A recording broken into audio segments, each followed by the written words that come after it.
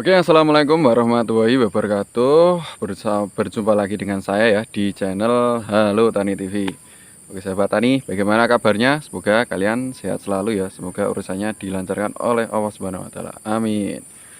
Oke, sahabat tani, di update ke hari ke 12 ya, 12 HST ini. Alhamdulillah saya baru saja melakukan kegiatan pengocoran sahabat tani untuk pengocoran pupuk NPK Mutiara ya, atau NPK 1616 untuk yang pertama kali ya. Jadi di hari ini tuh saya fokus untuk pengocoran ya. Dan mohon maaf ini videonya mungkin sekarang saya mau menjelaskan saja ya yang pengocoran yang baru saja saya selesaikan, karena ini di sore hari sama tani, ini sudah jam 5 ya, sudah jam 5. Tadi belum tidak sempat untuk bikin video pengocorannya ya, karena sudah sore sekali. Dan ini alhamdulillah sudah selesai, dan lanjut di video yang saya buat ini ya.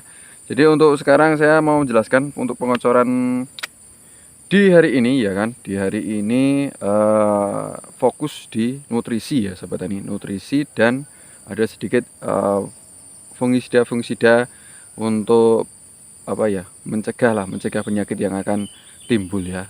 Oke, sambil saya jelaskan sambil kita keliling lahan saja ya update-nya. Oke, kita balik kameranya dulu.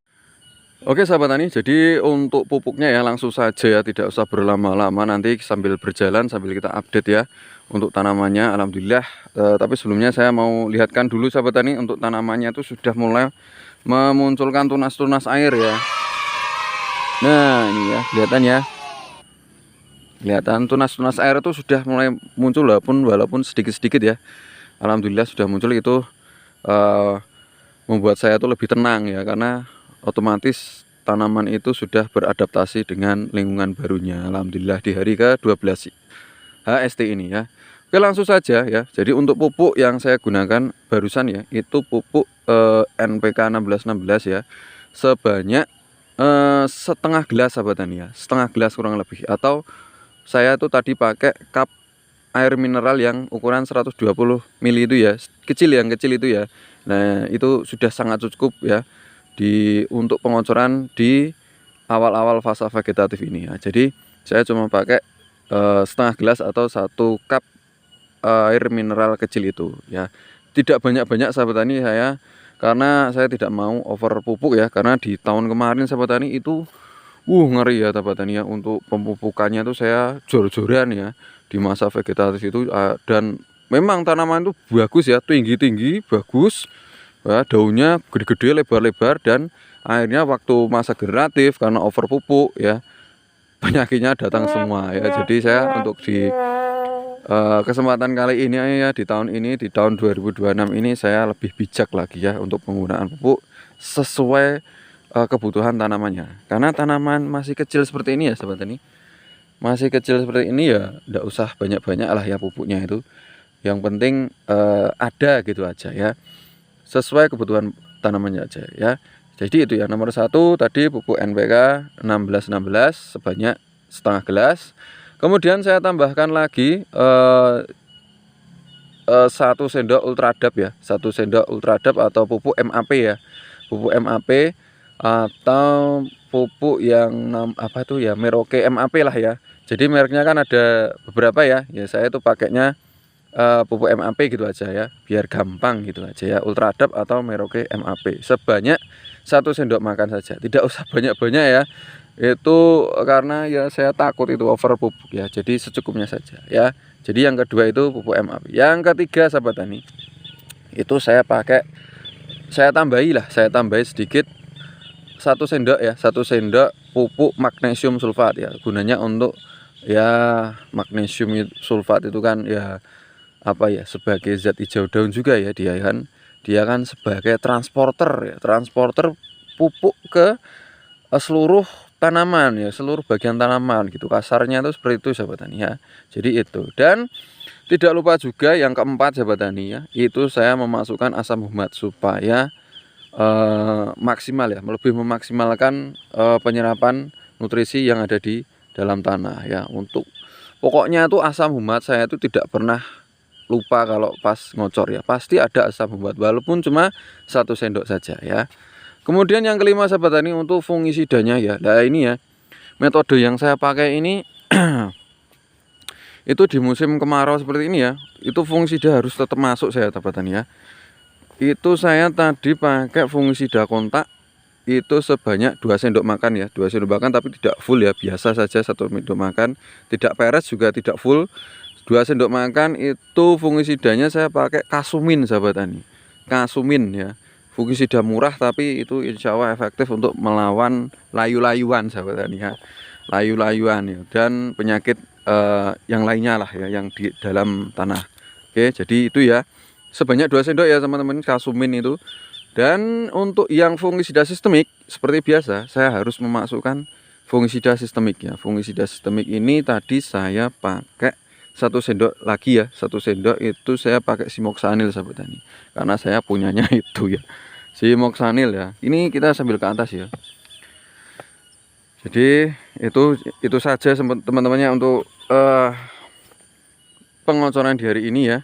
Cuma itu bahannya ya lumayan banyak tapi dosisnya itu sedikit-sedikit ya, tidak banyak, cuma sedikit-sedikit.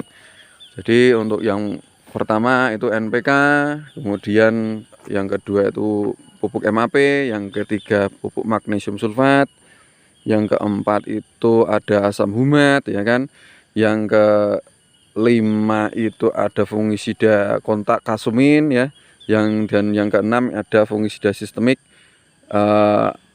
berbahan aktif Simoksanil ya. Gitu ya. Jadi cuma 6 itu saja untuk pengocoran di hari ini ya, untuk update di hari ke-12 ini. Jadi tidak banyak, ya banyak sih tapi dosisnya sedikit-sedikit saja ya. Seperti itu ya sahabat tani ya. Oke, kita balik kameranya ya. Oke sahabat tani, jadi itu ya yang tadi saya jelaskan ya. Saya di hari ke-12 ini untuk pengocoran tanaman cabai saya di usia 12 hari ini saya ulangi lagi ya. Jadi saya satu itu pakai pupuk NPK 1616 sebanyak setengah gelas saja. Karena kenapa kok setengah gelas gak 1 gelas kalian? Karena saya tuh yang pertama ya itu ya takut overdosis pupuk ya.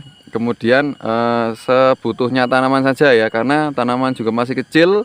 Jadi saya mungkin sedikit saja lah ya, gak usah banyak-banyak gitu ya. Yang jelas yang penting ada gitu aja ya. Kemudian yang kedua saya tambahkan itu pupuk MAP ya, untuk mendorong perakaran sama batang ini agar cepat adaptasi, cepat tumbuh. Kemudian untuk ya intinya untuk batang dan akar lah ya. Itu ya. Cukup 1 sendok saja sahabat, tidak banyak-banyak. Kemudian untuk yang ketiga itu pupuk magnesium sulfat. Yang ketiga itu cukup 1 sendok juga sebagai transporter atau sebagai zat hijau daun juga itu ya untuk tanaman. Karena kalau tidak ada magnesium itu ya sama saja ya, itu tidak ada yang membawa makanan ke seluruh tubuhnya tanaman itu ya. Kemudian untuk yang keempat seperti biasa asam humat harus ikut ya, walaupun cuma 1 sendok itu harus ikut ya. Itu itu kalau saya itu wajib sahabat tani ya, asam humat itu kalau setiap ngocor itu wajib. Mau ngocor fungisida, pupuk atau mungkin yang lain lah ya, pokoknya asam humat itu harus ikut ya. Itu ya sahabat tani. Untuk yang kelima itu saya pakai fungisida ya. Fungisida itu saya menerapkan kalau 2 minggu sekali itu harus pakai fungisida sahabat tani ya, dikocor ya. Fungisida kontak dan fungisida sistemik itu harus kocor 2 minggu sekali, dan nanti mungkin di masa generatif akan lebih rapat lagi ya, mungkin 1 minggu sekali gitu ya. Karena saya pengalamannya itu waduh, tahun kemarin tuh saya kewalahan sahabat tani ya. Jadi saya tidak tahu, kemudian ternyata aplikasinya itu kurang, dan kalau di musim hujan itu kalau di aplikasi spray itu kurang efektif juga. Akhirnya saya menyimpulkan untuk sekarang saya harus kocor ya sahabat tani ya, untuk kocor. Dan semoga saja tanamannya aman. Itu ya untuk fungisidanya tadi saya pakai Kasumin sahabat tani, yang murah-murah saja untuk kontaknya, Kasumin 2 sendok makan. Kemudian fungisida sistemiknya untuk yang keenam ini saya pakai bahan aktif Simoksanil ya. Merek dagangnya lupa itu tadi apa ya. Kemudian untuk Kasuminya sendiri saya juga tidak hafal bahan aktifnya itu tembaga atau apa, lupa saya itu ya. Pokoknya itu ya sahabat tani, untuk di kesempatan kali ini alhamdulillah tanaman juga masih sehat, kemudian serangan-serangan hama juga masih dalam apa ya, masih dalam tahap normal lah ya, bahkan mungkin di bawah normalnya, karena alhamdulillah masih aman ya. Kemudian kemarin juga saya melakukan penyempraian juga efektif alhamdulillah. Untuk penyempraiannya itu pakai kemarin bahan aktif imidacloprid sama asefat, itu juga alhamdulillah efektif. Oke sahabat tani, mungkin cukup itu saja yang bisa saya sampaikan ya di kesempatan kali ini. Semoga kedepannya tanaman saya dan tanaman kalian itu aman. Oke, bila mana ada kritik dan saran silahkan tulis di kolom komentar ya. Terima kasih. Wassalamualaikum warahmatullahi wabarakatuh.